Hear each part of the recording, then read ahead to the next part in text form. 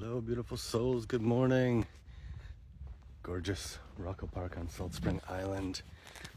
I just wanted to share quick about meditation and the receiving mode and this new thing I'm working on, which I'm calling running the energy.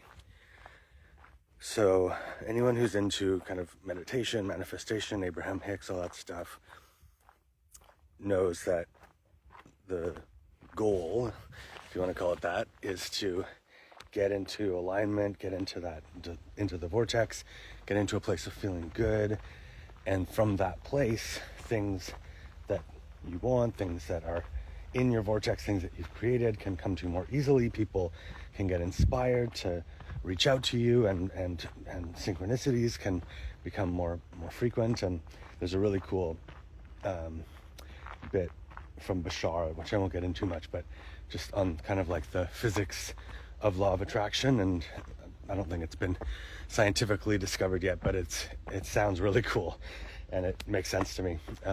Just how there's infinite parallel realities and we're hopping from one to another billions of times per second, and our emotion and our focus and our state dictates which reality we experience. So if we're feeling sad, we can attract a sad version of someone or something. Whereas if we were feeling happy, we could have attracted a completely different part of that.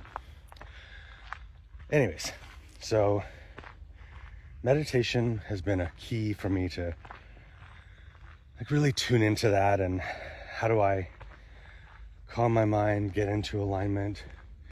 Another great way has just been touching a tree, getting out in nature, super helpful. And then I started to kind of get into this. I got into this thing where I was meditating, getting into a place that I call the receiving mode, that Abraham calls the receiving mode, where I would just kind of get beautiful thoughts, and those thoughts would be flowing in, and hey everyone, those thoughts would be flowing in, and I wouldn't be thinking them. I wouldn't be trying to think them. My focus was on meditating and feeling really good. And from there, the thoughts would just flow in. And I would just get this beautiful energy and beautiful sensation, and it was just really lovely. And then if I was in a good enough, if I was in a high enough energy state, and what I've learned is just some days I kind of wake up and I'm just in a lower energy state, and doesn't feel like it's to do with my choices as much as it's just like a rhythm. Maybe I'm sure there are things that I can do to optimize that more, but I just find that right now I kind of have these rhythms, and I'm not always in peak state, and that's something I've had to really work at to be okay with, because we're running a company and trying to do all these big things, and sometimes that feels important to be in the best state. Anyway, so if I'm in a close enough state, in a high enough vibration state, and I get into that receiving mode and I just let the thoughts come, then I would sort of hit this like peak of energy and joy and juice, and it would just start filling me up and feeling really good. And the thoughts, again, are not something that I'm thinking, and they would just be very general, like, it's all coming, so excited. And then if I sort of let that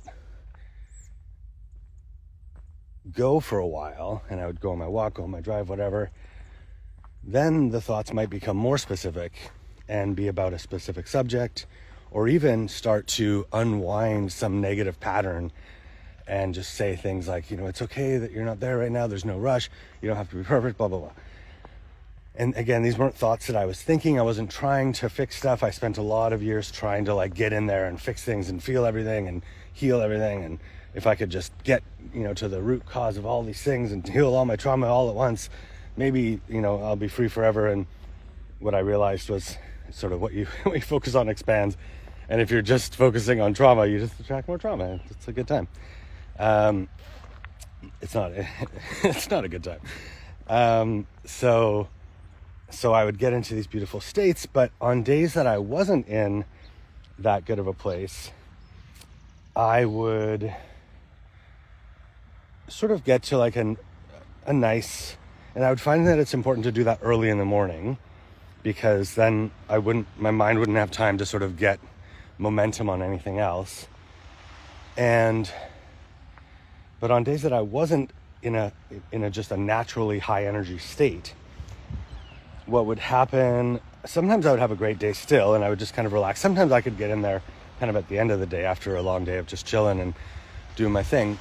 But sometimes it just wasn't flowing. And then especially if I got triggered or something happened and I was in that lower state, it could kind of throw me off and put me in a bit of a loop. And what ended up happening was I was spending more and more time away from the things that were challenging. And it got to a point where it felt a bit like I was running away and sort of hiding versus dealing with. And I ended up getting in my first ever tiny, I'm fine, car accident. And that was like the wake up, because I was kind of in the car struggling with this stuff. I didn't really know what to do. And I got in this car accident and everything's fine, but it was a big wake up for me because I hadn't had that before. And I knew that this was kind of a big thing to have just happen out of the blue like that. And so what ended up happening was it kind of got me to like reset and ask, okay, what is the best? Because I had been doing this one thing where I was just meditating, just receiving mode.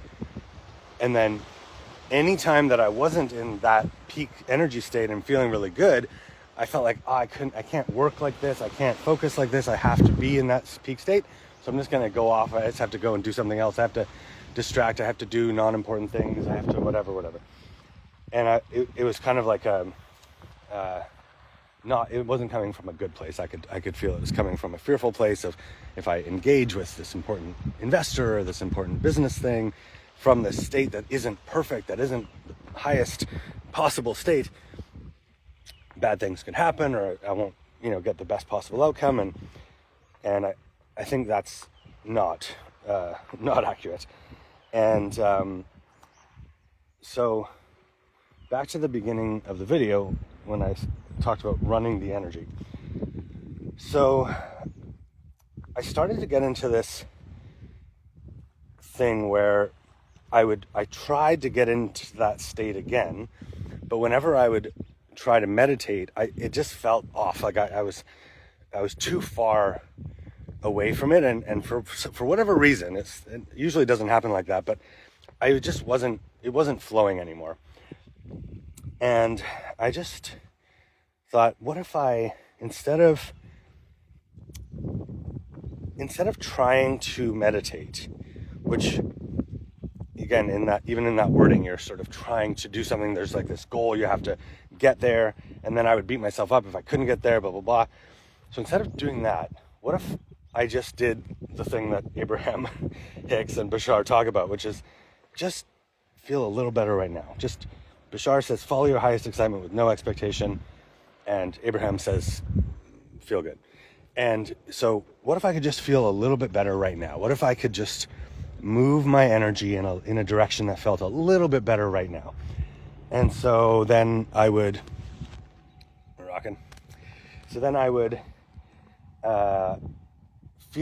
just point my energy, and hopefully people know what that means and can do it if you want to try.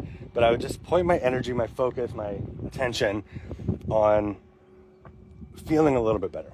And so instead of being in a state of meditation and receiving mode, I would just gently, not forcefully, gently point myself in the direction of like, ooh, what would feel a little bit better right now?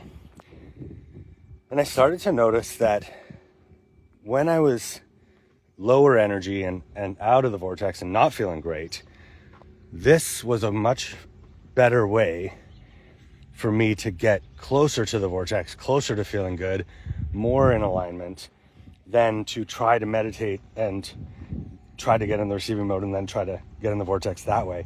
When I'm feeling high energy, it kind of doesn't matter.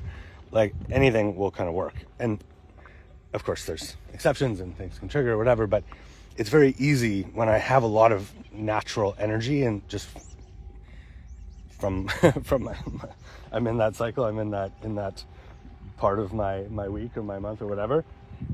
If I have a lot of natural energy and I'm feeling really like juiced up and I just feel high energy, it's easy to get into that state. And then it's sort of just managing and orienting, and it's just like it just goes. But when I'm having a lower energy time, it's more of a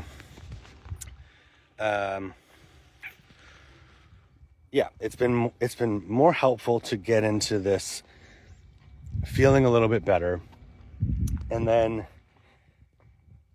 so that's kind of running the energy is you're just like slightly leaning towards feeling a little bit better, focusing on feeling a little bit better. So right now, just for context, for example, if I were to do that, it would be something like, it's okay, I know it's coming, there's no rush, I don't need to get there right now. That's nice. And then if I did the sort of meditation and receiving mode where I was just more neutral, I know I'm gonna get there, there's no rush, it's done. And that actually feels, right now, that feels better because I'm closer to it. But when I'm lower energy, the pointing in the direction that feels better, if that makes sense. And this was the kind of distinction that I had to make, because I kind of wanted like one thing, I didn't want to have two things to do or more things. I was trying to find like, what's the one thing, one ring to rule them all? What can I do just all the time to feel better? And so, from there, the other thing that I've been trying, and if I've learned anything, it's that I really don't know much for sure, and it always changes, and there's always more, and blah, blah, blah. So don't take anything I say. Try it out for yourself, see what works for you.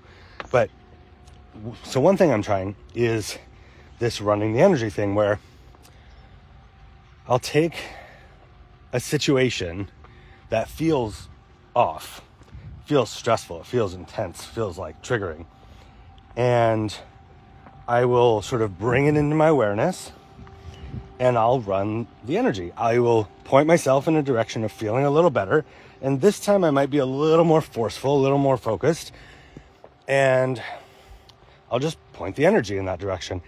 And the big breakthrough for me for this was when we had driven down to California. We'd met this investor who was the number one pick on my investor list. They were the best. We synchronistically met them, hung out for like 6 hours, had an amazing dinner, talked all night. It was awesome. It was so fun.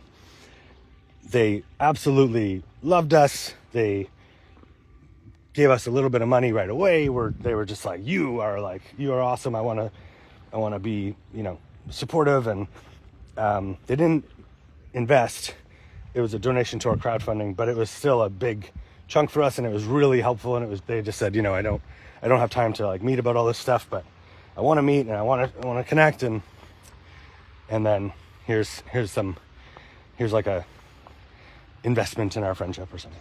And it was really, just what a blessing, what a sweet person, just such a gift, wow. It was huge. It was such a meaningful thing, and such a huge manifestation for where we had been and what I had been focusing on. I'd been talking about this person for months, and so they gave us their number and said, let's let's meet, let's talk at this time or whatever. And we got busy during that time, and it didn't line up to meet up while we were down there. And then we got home, and I noticed that I didn't feel comfortable texting them. And it was a similar thing, I think, to what was going on before with the a mix of like not good enough and also not wanting to like break the thing. If there was something, if I wasn't in that perfect state, I didn't want to like mess it up. And if I was in the perfect state, felt like there was more that had to be done on the business, and it was just procrastination. And so finally, a couple weeks into being home, and we're tight on money, and we're like needing to figure something out. And so there's pressure, and I haven't messaged this person, and it was just like, okay, what? Like, this is absurd. Like, this person obviously likes you. They said they wanted to meet. They gave you money. Like, are you like, what? What's wrong with you? Like, this is just absurd that you haven't texted this person and you're not following up and like keeping the momentum going and all this stuff. And so, but I felt like I just couldn't do it. I was physically afraid, like, not of something happening, but I just felt like, oh, like I can't do it. Like, I didn't feel comfortable doing it. And I didn't want to take action from that place of feeling negative and then maybe coming off sounding like needy or whatever, or off. And so I did this thing where I ran the energy, and I focused on the outcome, which was I'm texting this person.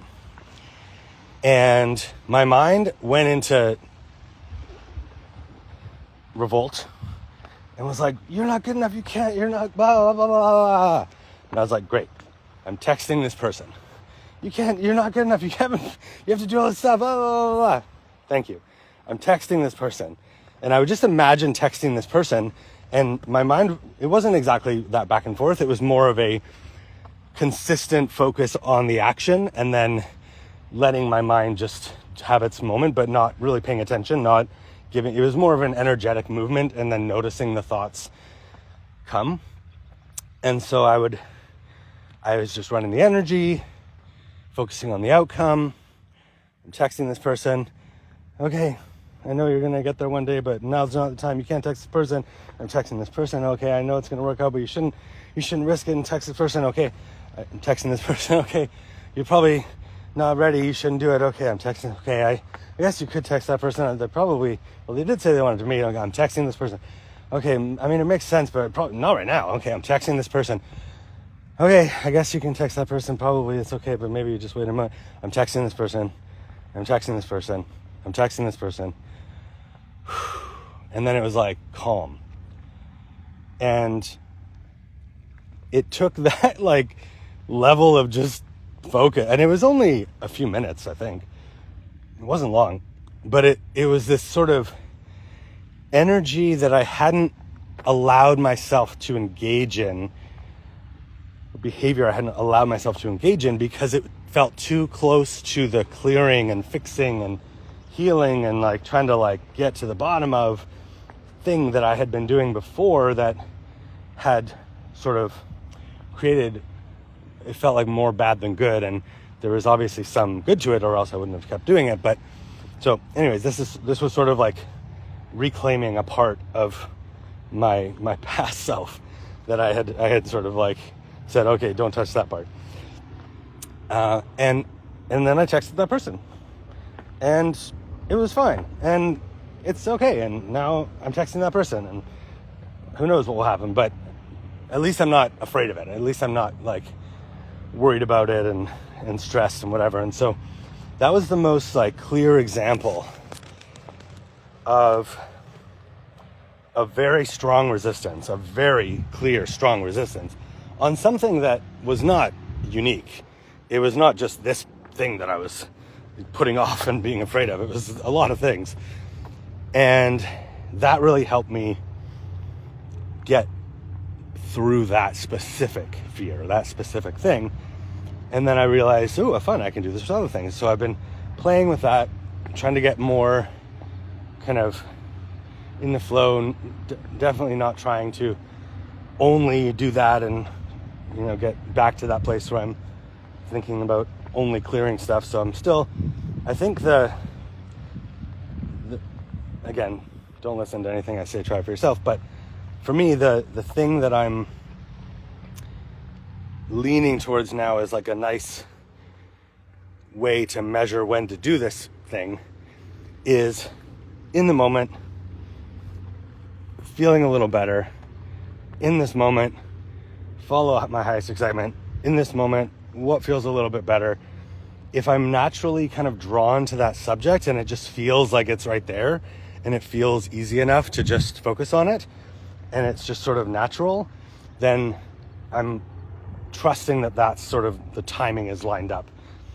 And if it's just feels bad and it doesn't feel like it's working and I'm just getting distracted, or it's like bringing up all this other stuff and it just isn't working, then I'll back off. But I can't think of a time when that's been true right now. So it has been something that feels like it's sort of available. But I don't know. I definitely don't do it all the time. And there's only so much that, you know, is kind of active and happening. So there's not that much to focus on kind of lining up like that. But anyways, that's the little bit that I wanted to share. Oh, hello everyone. Thanks for listening. I haven't been watching the chat. So yeah, leave a comment if you want any more clarity, or if you have your own experiences with this kind of stuff. Love to hear from you, and sending you all so much love from beautiful Salt Spring Island. Here we go. Love you all. Oh, quick plug. Try unite.love. The company is called Unite. It's our baby. Me and my partner Crystal are the co-founders, and it's a wellness platform. Right now you can go on there. You can there's an events marketplace where you can buy and sell event tickets for wellness retreats and events. There's a products and services marketplace.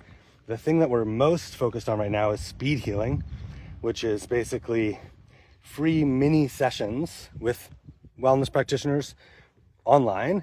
We also do in-person events, but right now we're focused on online. And so think like you can try a therapist, an energy healer, a card reader, a hypnotist, or whatever you can do online. And you can try it out for free, see if you like them.